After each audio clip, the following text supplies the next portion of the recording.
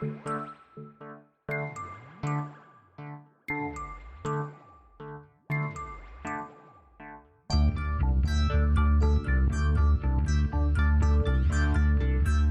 is Continuum Drag, a podcast where we watch sci-fi, fantasy, and everything in between. This week, Doomwatch, Season 2, Episodes 1 and 2. You think that might have been my motive unconsciously? I made the bomb. Now I atone by disarming this one. No, not unconsciously. And no. Welcome to Continuum Drag, the podcast hosted by a chicken with two human heads. I'm Luke, here with my co-host Jordan. What's real, Jordan?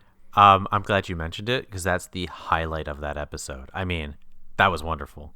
No, I've never seen anything quite like it. That's exactly right. That's a good way to describe it. You're watching, you go, I've never seen anything like this. I don't even know what it is.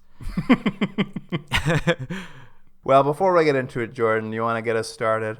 Yeah. I have a little game, and I'm gonna have to explain something because we don't want to bury the lead here, but things change a little bit in the first show. So I'm gonna do a game called Guess the Role, where I'm gonna give you the actors and random roles they did, and you see if you can figure out who did what. The problem is the main characters have changed slightly. So I've tried to give us a little bit of everything. So there's 1, 2, 3, 4, 5, 6, 7, 8 roles. Okay. Only because there's extra people and I didn't want to shortchange anyone. So here are the people. Oh, that's kind of you. So here are the people that you're going to be guessing on Guess the Role.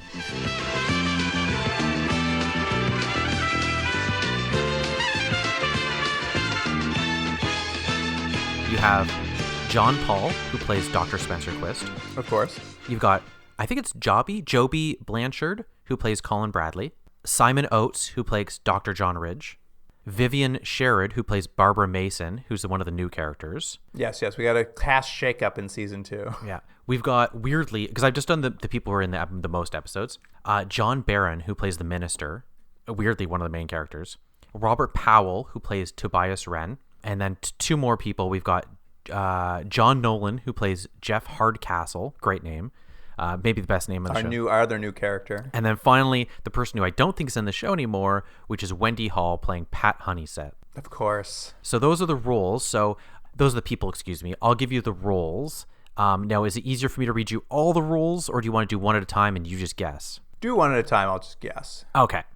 So this actor played Robot 16 in one episode of a TV show called Slim Jim in 1970. Oh, what a good sounding show. I like it already. Slim Jim. So he played a robot. Robot 16. I'm going to go with Hardcastle on this one. Okay, this next person played Jesus in the Jesus of Nazareth miniseries in 1977.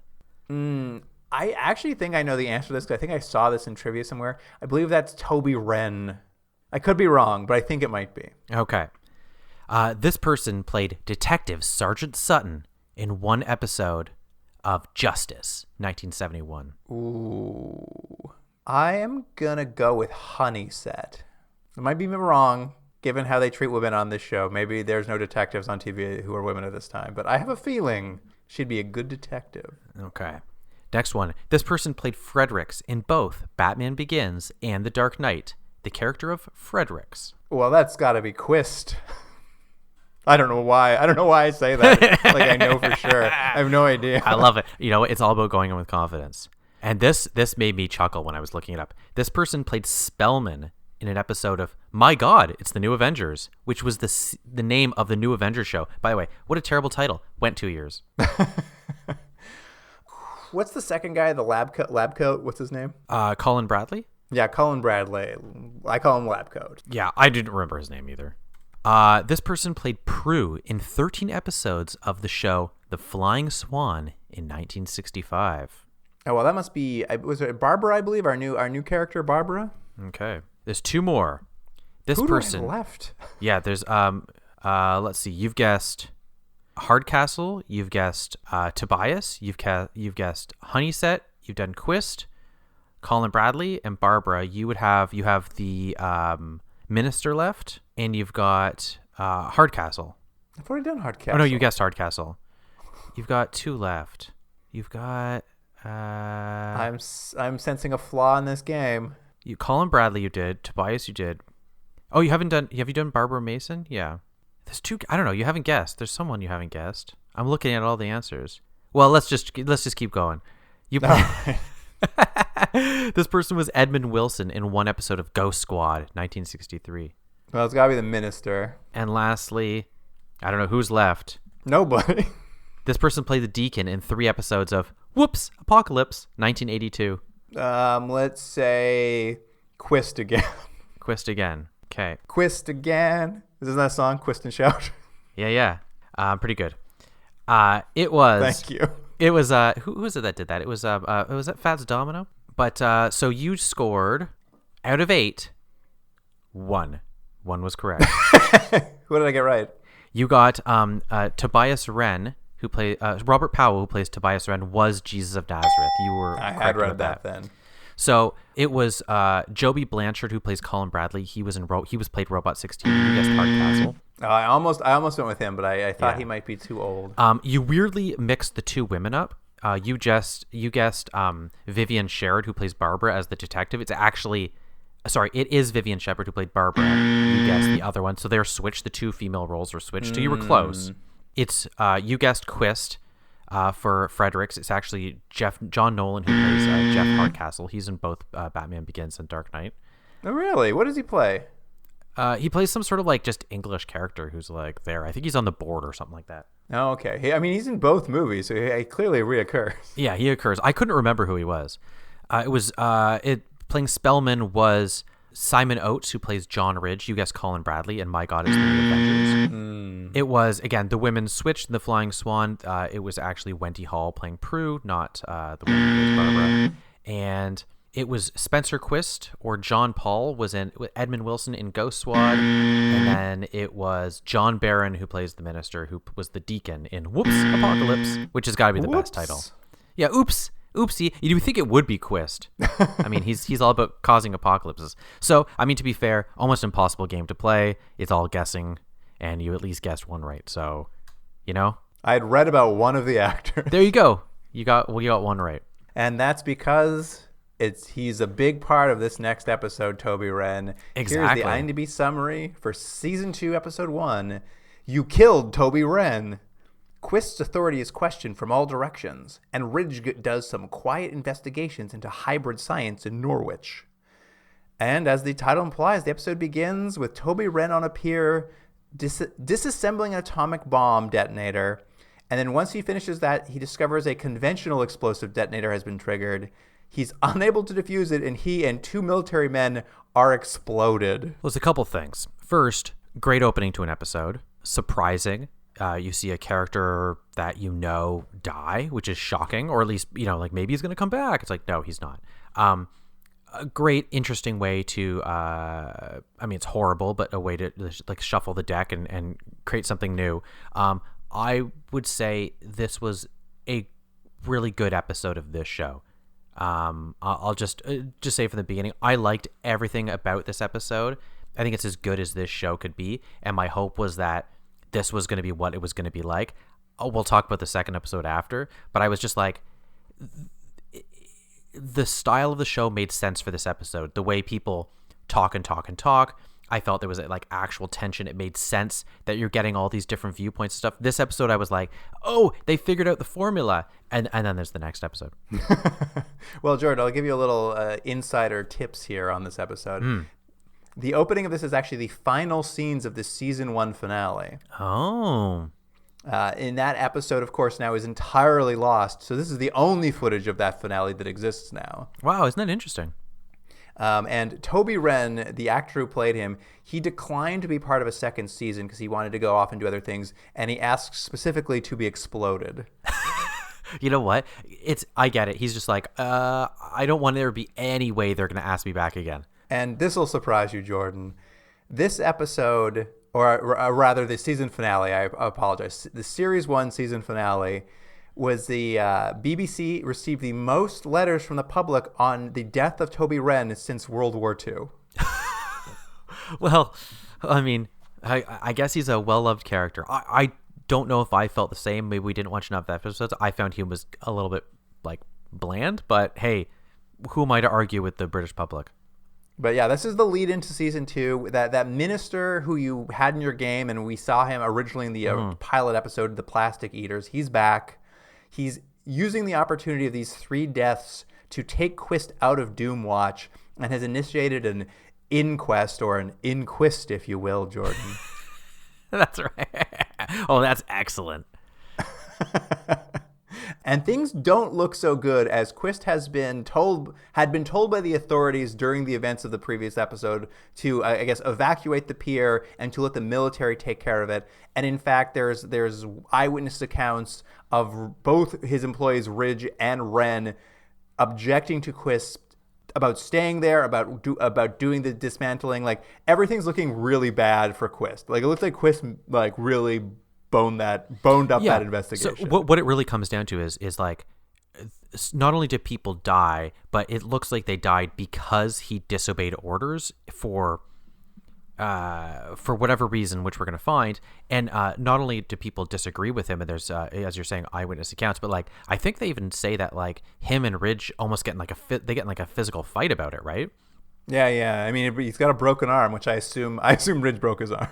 Yeah, so it's like it was like he was pushing forward with this decision despite everyone not wanting to do it, and then at the end someone died. So very good setup for a TV show. And again, I think the style of this inquest was really interesting, and I liked how the story unfolded. I thought it was really well done. Well, at the Doomwatch office, Pat Honeysett, the secretary from season 1, she hasn't returned to work after being, they say, released from hospital, which I assume is from when she was in an iron lung because of chocolate cigarettes. I thought the same thing. Maybe they unfortunately keep doing stuff to her, but yeah, I'm going to assume she's just that chocolate cigarette thing really just threw her. And a new secretary has started. Barbara Mason is her name.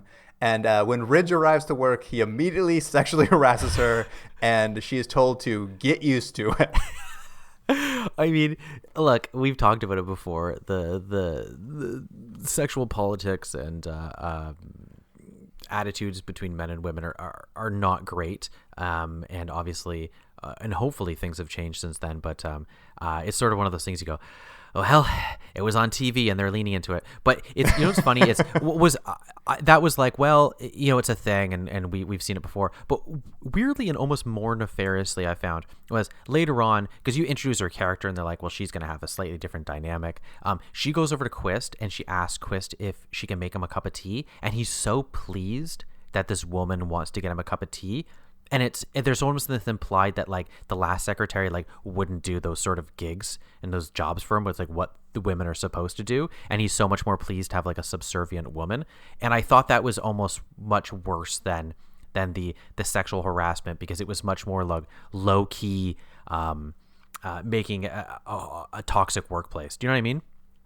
Yeah, that's how you prefer to make a toxic workplace. No. What I'm just saying is like it was a much more subtle sort of yeah, I understand what you're saying, thing sure. of the sexual dynamics in the office, and it was like it's just, you could just see it like in multiple ways about how uncomfortable it could be being a woman in any workplace, and then specifically this workplace. Yeah, absolutely. But Ridge is not just inappropriate at work with the Barbara, the new secretary. He's also just furious. He's absolutely livid with Quist over the killing of Wren. And to rub it in, he has made a poster-sized photo of Wren's face. He's had it printed off, and he's going to hang it in the office to remind Quist of what he's done. Yeah, so here's the thing. I think it's well done to show the kind of characters' personalities, and Ridge is leaning in real hard of like, you've done something dumb. But there's also this, like, you go like, yeah, he might be to blame for this person's death. But there's also a thing where it's like, I don't know if you're making yourself look better. Do you know what I mean? Like this aggression. And later on, like, we're going to find there's going to be a scene where they start screaming at each other and stuff. And not to ruin things, but they're going to have this argument. Quist eventually going to say, like, you're fired for, like, not only just, like, how you're acting right now, but, like, you're also kind of a sloppy employee, and like you just come and go when you care. You hit on secretaries, and you can't just come into an office and like throw things around and scream at me. And I was like, despite everything else, that someone dying and the horrible tragedy and stuff like that, I'm like, Quist is kind of right. You can't just be that kind of person. And there's I thought that was an interesting dynamic to show. Yeah. Well, and we're going to kind of condense some things here, Jordan. So we'll talk about a bunch of just sort of threads to this episode. Specifically, I'm going to talk about Quist himself. He's quite guilty, actually, because he comes in, he sees this photo, but he's actually carrying a lot of guilt over the death of Ren. He's being sent to see a psychiatrist to discuss it. Yeah. What we see in these sort of psychiatrist bits is it all sort of relates to his guilt over the atomic bomb, which we already knew about, his involvement in it. And perhaps that like maybe his insistence on them needing to dismantle the bomb they found being related to his guilt over that. And it's sort of played with. It does go back and forth, like whether he did the right thing or wrong thing. But like there's a running thread about Quist and his guilt over the deaths he's caused in his life. And one other thing we'll get to at the end. Don't you think some of these psychiatric sessions, I should say, are undercut a little bit by the very end of them? Yeah, I have that note. Yeah, okay. Yeah, I have that note here. Weirdly ends with the psychiatrist accepting a date with him. I'm just like, well, you shouldn't be doing that. Yeah, it's this interesting thing where they're like, it's pretty nuanced about him sort of uncovering these underlying reasons for what his actions were, and maybe they're not the surface reasons, and he has to realize what's been happening in his feelings and his personal history, and they're like wow, he's realized this thing, and maybe he'll be a more self-aware person going forward. And then he's like, anyways, do you want to go on a date with me? She's like, you have my number. And I was like, ugh, 70s. I also like that despite all Quist's guilt, he is still the boss, and he's immediately putting out a help wanted ad to replace Ren. Like he walks back to the office, he's like, "Get this out as soon as possible." And it is funny, and it's funny because there's a new character you introduce, and he's clearly going to become the new member of the team. Although you don't really know that at first. This guy Hardcastle, and I was like, he's essentially the exact same character. What's his name? Tobias Ren. Toby Ren. He's the same person. Well, this will be easier because you're never going to forget Jeff Hardcastle. Yeah, Hardcastle. Yeah. A great name. Absolutely. Hardcastle is already known to Quist because he's a bit famous now. He quit his PhD in protest of his professor's efforts to grow test tube babies. Sort of was a big news article about it. And originally everyone's sort of like, oh, Hardcastle's this like he's calling up here because he wants the job. He's like grave digging, or he's grave robbing. Ren's barely in the ground. He wants the job. Yeah. And Ridge, because we know he's all angry over the death. He's in a bad mood.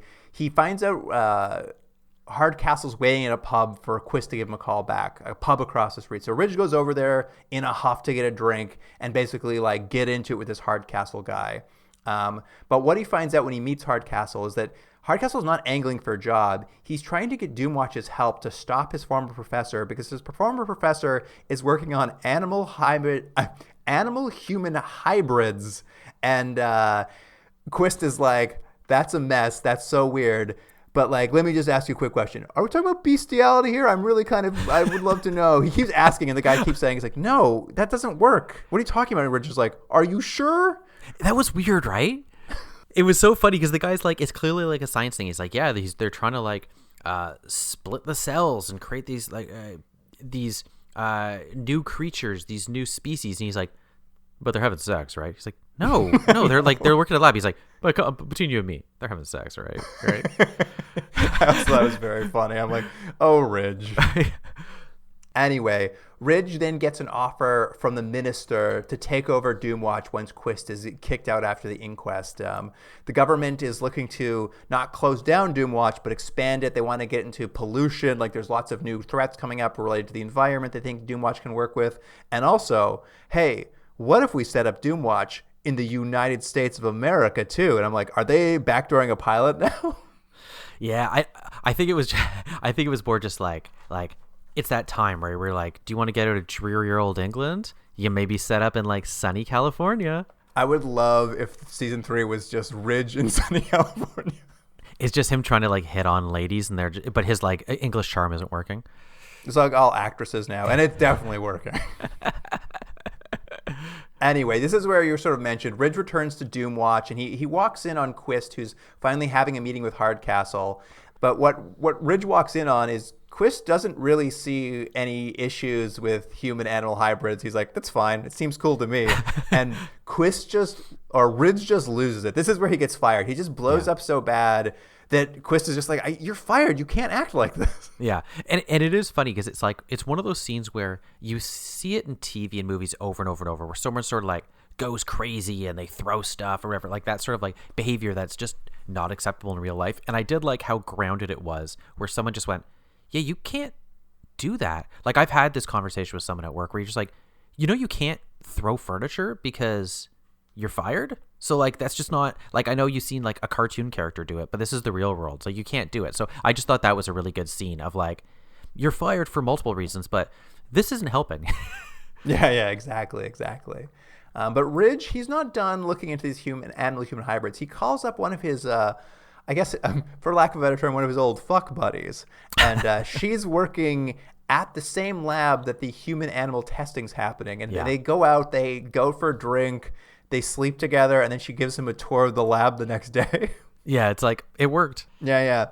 And what he discovers there is amazing. In one of the cages is a chicken with 2 human heads. There's like a rubber head put on the chicken's normal head, and then a second rubber human head has been attached to the back of the chicken's body. But the chicken is a living, real chicken who's trying to eat feed, and you're watching this weird rubber human head try to eat chicken feed on it. It's insane. It's like something you would see if you've ever looked, and I have. If you ever look back of like old like circus sort of like geek shows, sort of the freak shows, and the sort of things they would put together, like just grab that pig and put something on its head to make, people come and pay money to see these weird creatures. It looks like that. Like it's so unnatural and unnerving, but it's not real. It's just it's weird. I thought it was effective in terms of how creepy it looked. Well, then he looks in the next cage, and there's a dog with its back to the camera, but the dog's head is a big, bald human head, and it's got 2 human hands on its paws. And I'm just like, I don't like looking at this either. So, I mean, the point to end all this is that Hardcastle's got a point where it's like, this is a little bit bad. I mean, I know he keeps mentioning bestiality, but as soon as he gets in here, he's like, oh, this ain't good. Well, it's great because Ridge starts freaking out. He's just like, you can't do this. I'm going to get your funding pulled. And then one of the scientists, he's getting really aggressive to this elderly professor. So one of the scientists kind of steps between Ridge and the professor, and Ridge just punches that man directly in the face. Yeah, and it's one of those things where, like, I know he's a little bit unhinged because of the death of his friend, and he's dealing with those emotions, so they're coming out in weird ways. But, like, again, it's like, he's just had one blow up where he's essentially got fired. Not essentially, he's been fired. Then he goes to this lab and then just hits someone. It's like, you can't, like, regardless of how horrible what you think they're doing or how irritated you're someone, you don't punch someone in the face. And it's like, then he gets told off so badly. And it's like, I don't like agree with this woman, what she's doing in terms of these like weird, like balding dog with human hand things. But she gives it to him so bad, and she makes some very interesting points. No, it was good. Despite being clearly a Frankenstein, Dr. Frankenstein style monster, puts him in his place in a way that I'm like, this is actually really well written of him just being like, who do you think you are? You think you can walk into places and do these things? Like, you can't do that. It's a little undercut by at the end of her diatribe. She's like, oh, and by the way, I'm pregnant with an animal-human hybrid, and if we had sex 1 week ago, you could have been his father. I was like, what? I would agree. She makes all these points about like, you can't just come in and take your morals and put it on us, and you don't see the whole picture, and we're doing all these things, and what if we cure cancer? What if we have the solution to this? And you're like, oh, good. Then she's like, oh yeah, by the way, I might have a parakeet in here, and you're like, oh, okay. Anyway, as you were, Ridge. From here, Ridge goes to attend the inquest himself. He's interviewed by the people on this sort of inquest board who are trying to string old Quist up. And, he gives his side of the thing, but he also reverses his opinion on Quist's decisions. And he brings up basically that he did initially object to them dismantling the bomb on the pier. But while they were there, something that hasn't been brought up is they received new information that the dum-dums who work at the pier, when they initially found the bomb, which was not armed to go off as a nuclear detonation, they decided to run an electrical current through it just to see what would happen. And after they found that out, they're like, well, we now have to disassemble it because we have no idea what that did to the bomb. Like, they may have armed this nuclear bomb. And we also see like one of the guys there who talks about like his son or something. Doesn't he say like they also like poured juice on it? It's like something like that. He's like, we also like just poured stuff onto it just to see what happened. I'm like, who are these people? Yeah, they're just people who work at a pier. They shouldn't be touching an atomic bomb. Anyway, so basically he's reversing his decision. I think what he's learned throughout that day is that like, well, he's still angry about the death of his friend.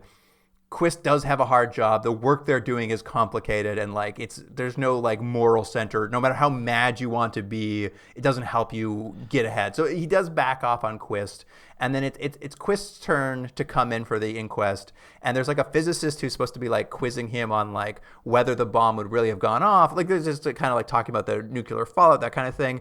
And it's fine. I don't know if I like this as much as maybe you did, but like Quist just tears him a new asshole. Basically, he's like, what about this? What about this? And this physicist is like, well, I don't have an answer to that. And Quist is like, yeah, no, you don't.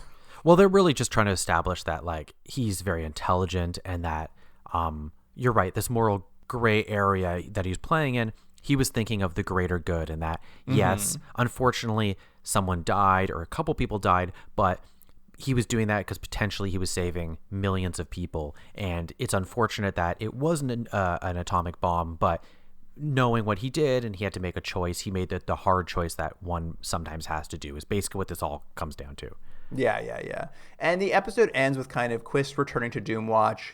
He unfires Ridge at the end of the episode. Ridge is going to stick around. Hardcastle, of course, is hired to replace Ren. And basically the table is now set to start season 2. And then Ridge goes up and takes down a picture of Toby because he's like, forget that guy. Crumple this up and throw it straight in the garbage. They're like, secretary, can you throw this in the garbage for me? Make sure to bend over. He said, Classic he Ridge. called her Toots. He said, Toots, get over here. That's right. All right, here's the IMDb summary for Season 2, Episode 2, Invasion. Caves on a wash, coming through tunnels like cataracts. All right. Just had to wait for morning. Try again then. Well, what happens if it rains all night? Well, they can't go back through that siphon now anyway, eh, Mr. Headley? All right. But you can't just do nothing. I mean, if those lads are being cut off and the water keeps on rising, they'll have had it. There's a score of other ways out. And if anyone knows them, it's our Dave and Reggie. Yeah, but you say you've checked all the possible entrances. Those we know. No more we can do now till morning. Ridge and Hardcastle are sent on what seems a simple assignment, but stumble onto a major government cover-up in an abandoned English manor. Now, the last episode, I know we went through it fast.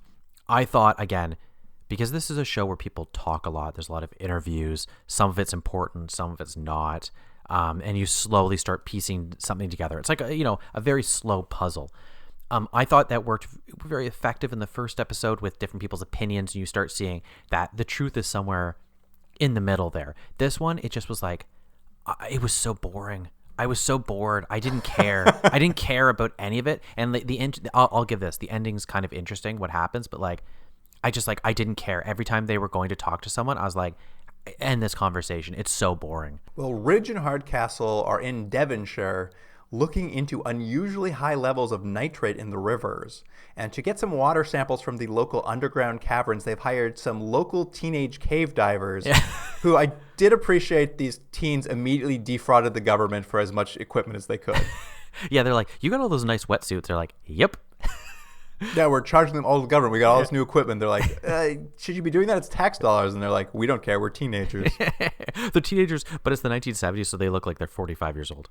It's true. But when the teen divers go down into the caves, they go missing, and the locals have to start a search to try to find them. What I found interesting is no one in town is like particularly worried about it. All. Like, I guess this happens all the time. Yeah, I like it. They're like they've only been gone for about 30 hours. They'll show up, and I'm like, guys, that's a long time for these guys to be missing. They were in underground caves. Like, it happens all the time. They'll come out. And Ridge and Hardcastle, they use a map of the caverns to try to pinpoint where the teens might have ended up. And what they find is a fissure that seems to be coming up to the caverns that the teens may have come up through because it's been raining. Maybe they got pushed up that way. But the fissure comes out under a top-secret military installation on the Winsdale Grange estate. That's right. Some old English kind of estate, a very old, like, rich sort of house. And what they find is the Grange was commandeered by scientists during World War II, but since then it has been abandoned and locked down by the military, and the locals think it's haunted after a few scientists died there. Yeah, and to say it's locked down is to put it mildly, because we have a scene where Ridge and Hardcastle try to, like, I think they first go to, like, the military place, right? And they, like, get put on guns. But anytime they sort of go anywhere, the military's very aggressive. Like, they pull guns on them. There's a lot of, like, fences up, but there's a lot of it seems to be more security than is needed for, like, an old house and, like, an old base. Exactly. And they're turned away the first time they go up there just to look around because they're just like, hey, can we look around for the teens? And the military's like, you can't come in here. So they come back at night. Ridge breaks in. He's immediately caught and held at gunpoint. And he's basically, when we next see him, he's being brought out in brand new clothes. He says he's been heavily disinfected while he was in there, but he's been released. Didn't he get shot? Because you hear a gunshot and then he's like laying on the ground. I thought he got shot. I think they just shot toward him. I believe what they're doing is they're hunting mostly rabbits. They're like, one of the things you're supposed to know is they all have shotguns with buckshot, unlike normal military guns. And what you're told is because they hunt rabbits mostly on the property. So I think even if he got shot, it may have just been able to walk away. I see. Anyway, Quist is called in by the military for the break-in by his people, and he sort of filled in what's going on. That the Grange was a biological weapons lab during World War II, and they created a bug that essentially could wipe out London in 6 weeks. And it got loose in the manor, so the military had to lock it down after the scientists died to keep the infection from spreading. And once Quist hears all this, he's just like, well, this is Doomwatch territory. I insist that we go in there and review the safety guards of the Grange, please. It's like a little like bell goes off. He's like, oh, Doomwatch territory. We can get in there. And we do see them. They gear up in hazmat suits and kind of search the house. And like they're, sort of looking for the teens, but they don't really find anything that when they go in there the first time. And when they leave the Grange, they immediately hear that the teens have turned up. As promised by the locals, they just turned up in a farmer's field. Yeah. And they like the kids are also so like nonchalant about it. They're like yeah, anyways, we were gone for a while, no big deal. They're like, people were looking for you. They're like, yeah, we're teenagers. Doomwatch wants to debrief them, and as they're trying to track down the teens, because they're teens, they're on the road, they're trying to pick up ladies, it's hard to track down. They follow in their wake, and what they start discovering is that like the teens have been like handing out weird crystal baubles and drinking old bottles of wine at the pub, and these are all things they'd seen in the manor on the Grange. So they're like, uh-oh, something's wrong. Yeah. They start again. This show, it's all about like very slowly, very methodically, very pedantically taking little bits of information they get and slowly putting them into place. I found this episode excruciating in that way, but it all coalesces in a way that makes sense. I'll give them that. They head back inside the house and they head down to the basement in their hazmat suits. And what they discover is, yes, indeed, the teens have been stealing stuff. They've even taken some old pistols they found. And in the basement, they discover there's an old well that the teens have been coming up out of and just stealing things to they're going to sell them apparently. And they put out an APB on the teens, and a cop drives up and finds them both unconscious in a ditch covered in lesions. Well, I like, because earlier on they're like, when they're talking to people, they're like, could they have come up through the house? They're like, nope. Like, what about that well? They're like, that looks like exactly where they could have come up. They're like, nope. I'm like, where'd they come up? I'm like, oh, the well. And now they're dying. They're dying from the illness. Yes. And essentially, because the teens have been in contact with everyone in the village, essentially there's risk the entire village now has become infected with the disease these teens brought out. And they rush in a mobile vaccine van with a cure for the disease to vaccinate the people. Although I was just like, why wouldn't you keep the vaccine on site? Why do you have to drive it in from somewhere else? Like, wouldn't you have it there? I don't know. It doesn't really matter. And it does lead to a very funny moment where they're like rounding the town up to get the vaccine, and one guy's like, you ain't putting that vaccine in my body. And I'm just like, oh, wow. Times have changed, huh? And essentially the town now has to be evacuated and essentially sterilized. And people are pretty pissed off because they're loaded onto buses. The livestock that lives in the town, like there are a lot of farmers and shepherds. All the livestock's getting killed, all the local animals. We see the army hunting down dogs in the town. And essentially no one can tell them when or if they'll ever be able to come back to the town. And it does end with maybe too long a sequence, but an extended sequence at the end where we see the bus leaving and the military rolling in and basically like starting to quarantine the town. They're putting up fences basically. And the idea being that like the quarantine around the Grange is now expanded to this entire town. And essentially like the bug is controlled once more, but it's gotten more territory. Like it's a thing you can only slow down. You can't stop. And it's kind of this like unknown force in the world. Yeah, I would agree. I think the scene was too long. I clocked it. It's 4 minutes. It feels longer because what it is you're just seeing the military come in. You're seeing them close. Like there's no dialogue. They're like closing the stores. You see like empty streets, and basically you're seeing like what is happening. This one little incident, this one mistake.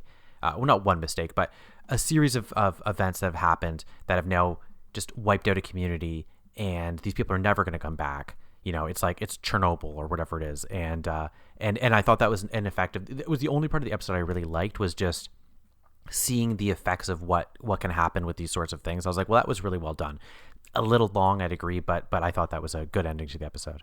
Well shot. It has a creepy vibe to it. It worked. Like it sells the main concept they were trying to get across. So Yeah, agreed. well, Jordan, those are those 2 episodes, and now I have a couple final notes here. I don't know if you have anything. Go ahead. One little thing I noticed in the invasion when they're in that small town that really I had to stop and rewind. I'm like, what was happening here?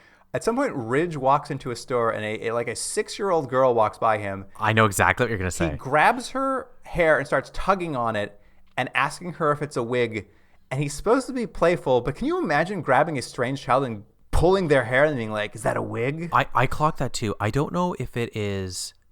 timestamp's not the right word, but maybe it's a different time where stuff like that was more acceptable. I'm not sure, but it is weird to just go up to a stranger and just be like, again, it's done in a playful way. It's not supposed to be creepy, but he's just like, hey, little girl, is that a wig? Ha ha. And she's like, oh, you. But I'm like, it's really weird. It's really weird to see. And it also it takes you out of the episode for a minute because it's such a bizarre thing to have seen. And it's to no effect. It's just to show that he's playful, I guess, but it's weird.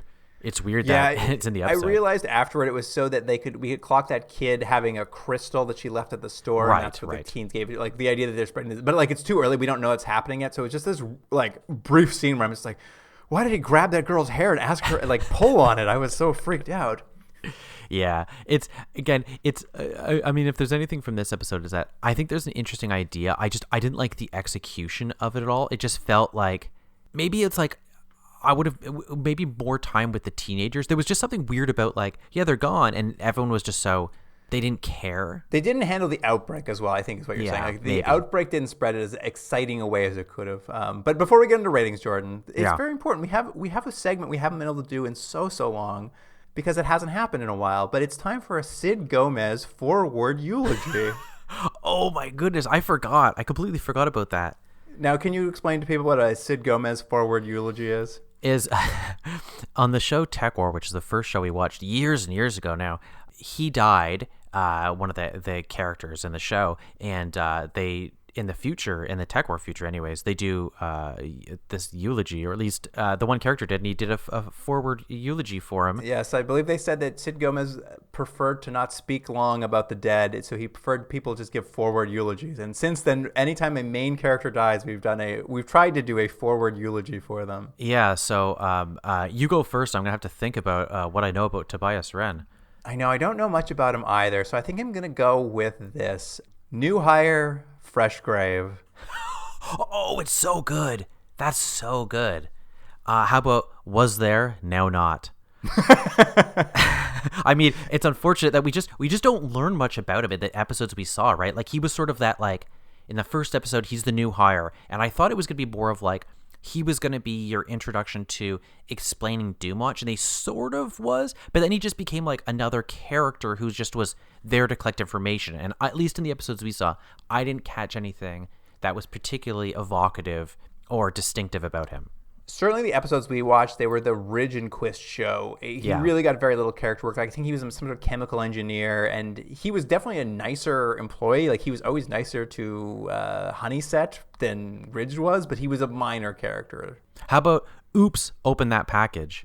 Oops, open that package. Remember he opened that plastic package, and then it destroyed that plane? Oh, yeah, I forgot about that. Shouldn't open that plastic either. Yeah.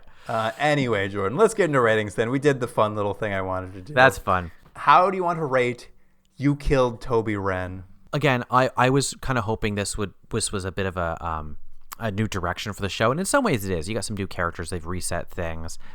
They show the stakes are a little bit higher in the show. People can die.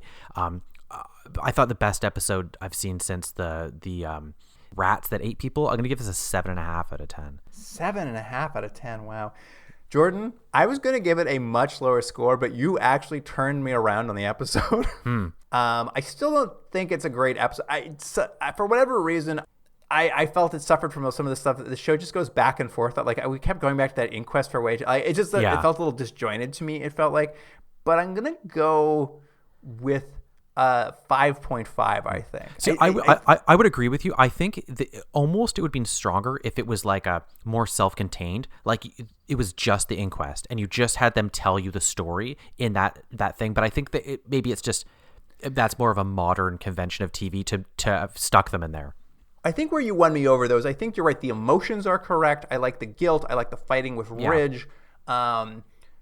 It was a little bit, the way it was organized is a little disjointed, and like the human hybrid thing is like tacked onto it. It's the most interesting part in some ways because it's so crazy, but it is a tacked on bit to get Ridge to a place. Yeah. So, but I do see you convinced me more as we were talking. I'm like, there is like a lot of like good character work being done that we don't get in a lot of the other episodes. This is actually a very strong character episode. But I think, and maybe that's a good point, and perhaps that's has been my problem with the show now that you articulate it, is I think I want more of that. I want characters to hold on to and less of the ideas. And if you're someone who likes the actual analysis of stuff, that's more of your show. And for me, it's not. I like interesting characters, and this is maybe the only episode I've seen so far where I was like, oh, I understand their motivations for these people.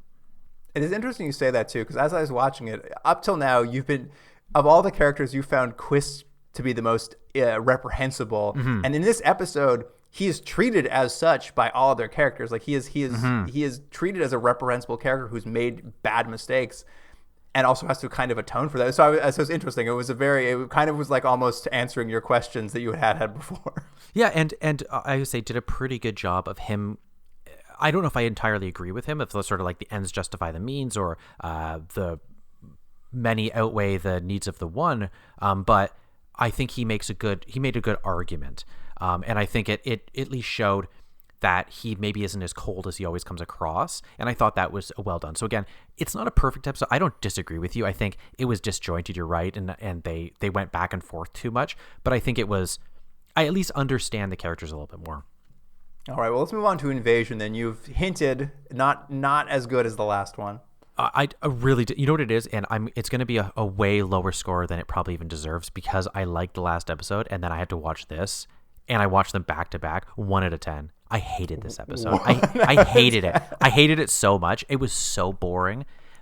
It was to like no effect. The one point is just the ending of clearing out the town. I thought looked, as you said, very like evocatively creepy, and was an interesting sort of end to see what can happen in these towns. But the rest of it, I was so bored out of my mind. I was so bored. You introduce this new character, and then Hardcastle's just like there. He doesn't even get to do anything. Ridge is still running around, and Hardcastle like waits at the gate. I'm like, ugh, it's so boring. 1 out of 10. I think this episode weirdly has shades of the pilot episode. The plastic eater is like something out of control that needs to be controlled. Yeah. I do think it's improperly balanced. Like, I think the interesting part is the outbreak that happens near the end, not the search for the teens. And it's heavily weighted to the search for the teens. And the outbreak at the end is like very fast. Like when they're tracking the teens, like it sort of happens very quickly. So it doesn't land. Like the idea of this spreading disease doesn't really click into place. Because someone just says, "Oh, the teens talked to everyone in town, so everyone's." They also don't really. You're not wrong, but they also don't even really look for the teens. They're like, "Where are they?" And everyone's like, "Oh, they'll show up." And they're like, "Do you guys know where they are?" They're like, they'll show up. Like it's just a lot of people. Like they keep going to the pub, and like it's just like, oh, it's so boring. But I did like the ending as well, and I actually think I enjoyed this episode more. I'm gonna give it a 6. Oh my goodness, really? Isn't that funny, huh? Yeah, very different strokes. Yeah, I hated it. I mean, I think it is fundamentally flawed for sure, but I felt it was for Doomwatch, I was just like, it fits and like it kind of works. I just wish that they had weighed the episode differently as to where the tension was. You could very well be right. It could be that you're right, that it was about closing this town down, finding that there's this disease or there's this virus or something out, and it's about, I think if it was about the people in this town and what the effect is and how you have to get them out, I think I would have been more interested in the episode. I just walking into a pub and going, "Have you guys seen the teens?" And then people go, "Nope." That's just not an episode of TV for me. That's my feeling. Fair enough. Well, Jordan, we are at the point in the podcast where it's time to check the Continuum Drag computer for the ratings of Doomwatch to see if we're going to go another round or if we're going to take the escape pod. So let me pull up the computer and find out. Okay. I gave one really high score, one really low score. Yeah, you really undercut the high score. Really balanced it out. Yeah.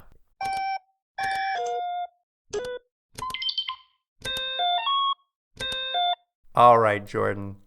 The current series average for Doomwatch is 4.92. Oh, that's got to be one of our closest escape pods. That one pushed it just over the edge. So we're going to take the escape pod. We'll be back next week. We'll watch the final episode of Doomwatch. Little teaser for you and the listener, Jordan. This episode never aired. Oh, that's really interesting. We'll get into the reasons of it when it comes out, but it is called Sex and Violence. Oh, I mean, there's a point where already. It's already better than that last episode. But we'll be back next time around, next Doomwatch episode to get into that. But in the meantime, if you have any thing you want to email us about, any Doomwatch facts, I don't know what it would be. Was your town infested by a killer bug and your family had to leave, and now you can never go back to, what was it called, New Hampshire, or something? Is your mother human and your father's a donkey? Well, let us know. You can email us at continuumdrag@gmail.com. And on Instagram, Twitter, and Facebook, we're going to have a chicken with 2 human rubber heads. Yeah, I purposely didn't rewind it because I almost didn't want to see it again. It was just like a horror you only want to see once. But I will, if it's on Instagram, whatever, I'll take a peek. It catches the eye. I'll tell you that. I stopped it and called Melanie over and was like, "You got to see this chicken."